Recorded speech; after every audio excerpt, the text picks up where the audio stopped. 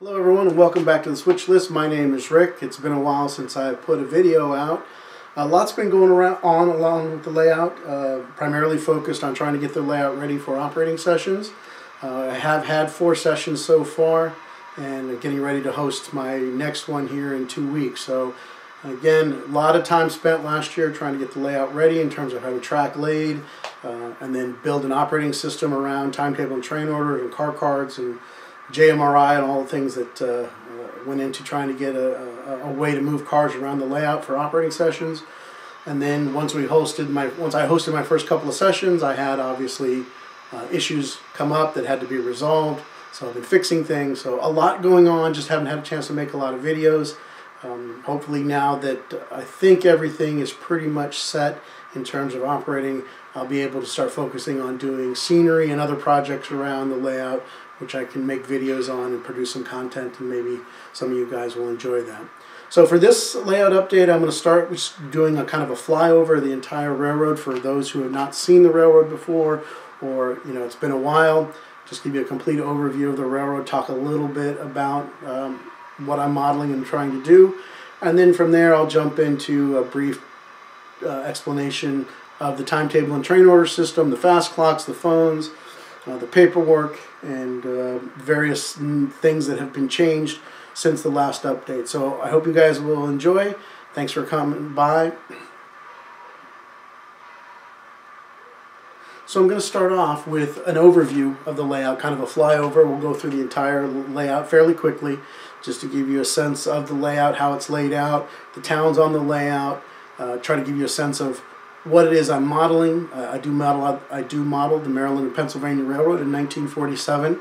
I'm trying to reflect that in everything that I'm doing here. All of the rolling stock on the layout, maybe you shouldn't say all, most of the rolling stock on the layout is period appropriate. I think there's a few cars that are either just don't belong in 1947 or are plausible in 1947, but their build dates that are printed on them show that they were built after 1947. But for the most part, it's all shorter. There's no rolling stock, with the exception of some passenger equipment. Everything is 40 feet or shorter.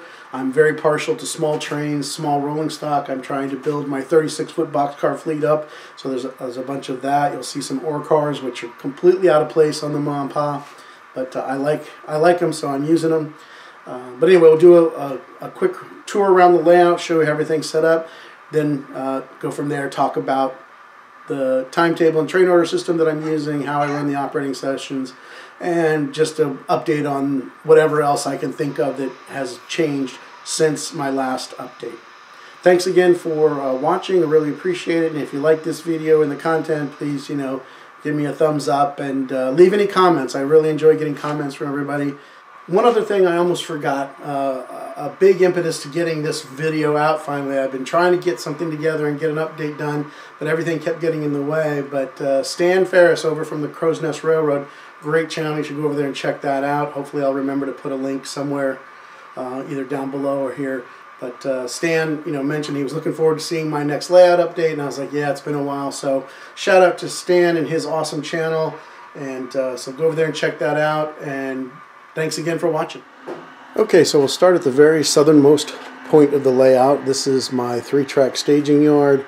4 tracks if you don't include the main line, which would be used for continuous running. Back track is a main line, which someday will be the continuous run loop from there. So we have touch toggles here controlling these 3 turnouts on this end of the staging yard. Got those installed. That's just a temporary panel. Those are the only 3 turnouts on the layout that currently are automatically controlled. So we come out of the staging yard, heading north past the Baltimore engine facility. Those of you who saw I think it was my last video talking about the turntable control, I still actually have to build the turntable and get the motor installed. So this is the engine facility. So as you come out of staging, here's Baltimore, what is currently Baltimore Station. So you come around into Baltimore Yard. So I've added some background flats to the backdrop. I still need to get some hardboard behind that, painted sky, whatever. I'm not looking at the photo backdrop or just a blue sky, but this is Baltimore Yard. These tracks here are Baltimore Yard for the mom and pa. These tracks over here are the PRR and Baltimore and Ohio Railroad interchange tracks. So you come out of Baltimore Yard heading northbound into the first town, which here is Towson, Maryland. In Towson we have a number of industries, including the Black & Decker facility. This is Quincy Morrow Coal, Clark Concrete. Back there is Bendix Radio, and then this is Murray Metals Corporation. So leaving Towson northbound, you come around, you hit Notch Cliff, which is a passenger stop that was on the mom and pa. You continue around, and then you come into Bel Air. So in Bel Air we have Southern States Co-op there. This is eventually going to be a cannery. Right now I just have the ice house that I built a number of years ago as a stand-in building. This is Record Mill, again just a stand-in building for what will eventually be something closer to the prototype, hopefully. I've got my mock-up for Bel Air Station that I cut on my laser cutter and haven't gotten any farther than that. Behind that is McComas Brothers Lumber. Here to the left of the station is the scratch-built freight house from Bel Air. Here we have Corbin Ice. You have the freight house track there with a gondola. Here is a team track with a boxcar. Behind that is Bel Air Fertilizer. And then here in front we have American Oil. So then you have downtown Bel Air. I call this the seedy side of Bel Air with the lounge. That section up there is going to be downtown Bel Air once I get it completed. So coming out of Bel Air, we go around the peninsula here, around the mountain, and now we come into Forest Hill. In Forest Hill's got a number of industries. This is a brand new industry that I recently added. This has actually existed in Forest Hill, Tucker and Sons. They dealt with some amount of livestock, general merchandise, and then coal. I've got scratch-built coal bins that I just completed there.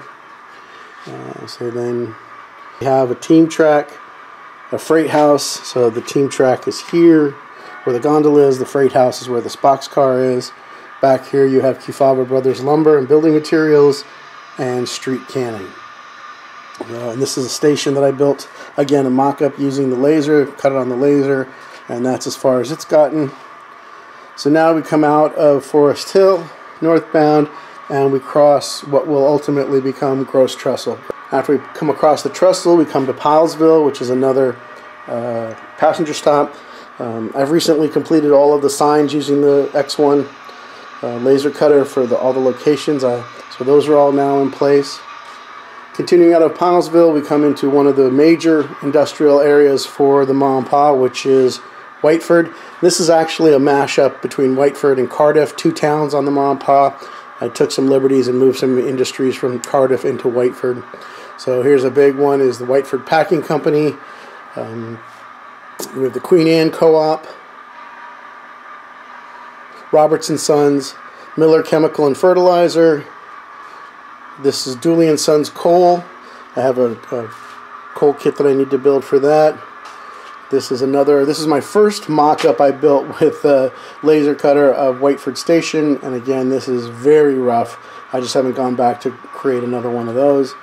We've got Maryland Green Marble here, and then Western Maryland Dairy and Ice House will be here. Again, lots of mock-up buildings on the layout still, temporary buildings.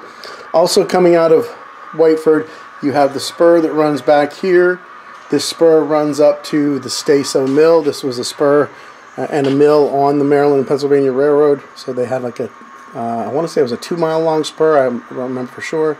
You can see up there in the picture what the actual mill looked like. So at some point I want to do something here to try to at least semi-replicate this. This mill was modeling after it switched to manufacturing plate granules for asphalt shingles. And so it has, every day in an operating session, 6 loaded hoppers are swapped out with 6 empty ones. The ore cars are not prototypical, but I like ore cars, and I was able to get 6 of them to fit on that track, so I went with that. And then also there's 2 general merchandise tracks here as well that gets switched out during an operating session. So now we're coming out of Whiteford. We hit the town of Muddy Creek Forks. This town still exists on the layout. This is where you can go and ride what's left of the Ma and Pa and see the Ma and Pa station. Very neat place. So I modeled it here. There's a rolling mill there, and that's what's that industry in the background there. As we continue moving forward, we now come into Red Lion, another major industrial area for the Ma and Pa. So we have quality coal, what will be Red Lion ice, Mead tobacco. Again, these are all temporary buildings just stuck here so that there was something there. In the back we have York County Chair. Here we have Fiedler Brothers Livestock. We have Red Lion Supply. This is a new building I acquired from the Burlington County Model Railroad Club. Someone donated it to the club for sale, so I bought it and put a new sign on it for Red Lion Supply. Really nice building. So that building will ultimately stay there. Here we have temporary building for Red Lion Cabinet. Come through here. This is the stand-in for the Red Lion Station. This is the team track. Here we have Atlantic Refinery, Red Lion Supply, and Red Lion Milling. Back here, again, stand-in buildings. So now we come out of Red Lion.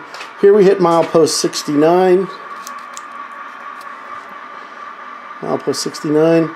This is where it branched off to go up to the Dallastown branch. So to the right goes to Dallastown. The left is the main line. Continuing down the main line, we come to the town of Yo, which has just a team track. If we continue looking now, if we jump over to the branch up to Dallastown, there's a number of industries up here, including Merchant Cigar Box Company,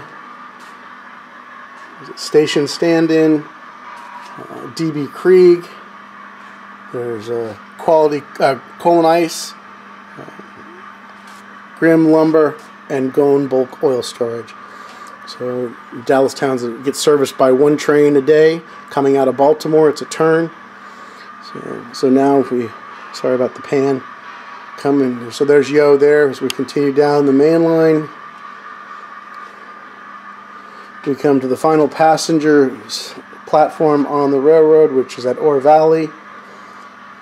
And then we come around, and now we come into York B Yard. So this is the actual yard that was at York. I've tried to model it reasonably faithfully. Obviously, had to take some modeler's license.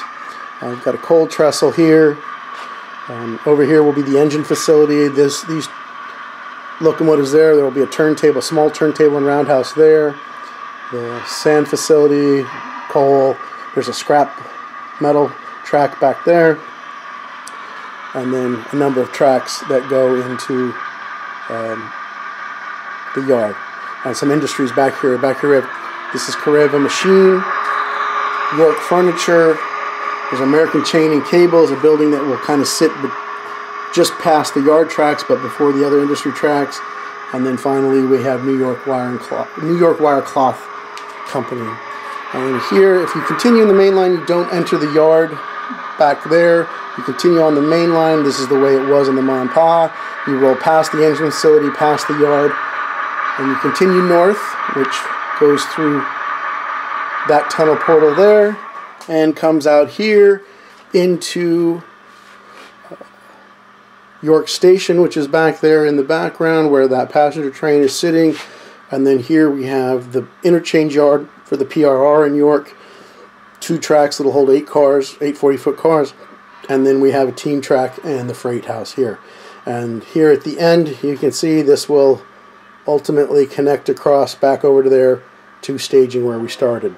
So that's a quick trip around the layout just to give you an idea for those of you who haven't seen it before, or it's been a while since I did an update. So now we'll get into some of the changes that have occurred since the last update. Okay, so for a majority of 2023, I was focused on trying to get the railroad to the point where it was ready to host operating sessions. I participate in a Friday night round robin group for a number of years now, and they were really pushing me to get the layout to the point where I could operate it. And so I focused on that, getting the track all in, and then also trying to create the operating session. All of those guys use dispatcher system and signals, Class 1 railroad.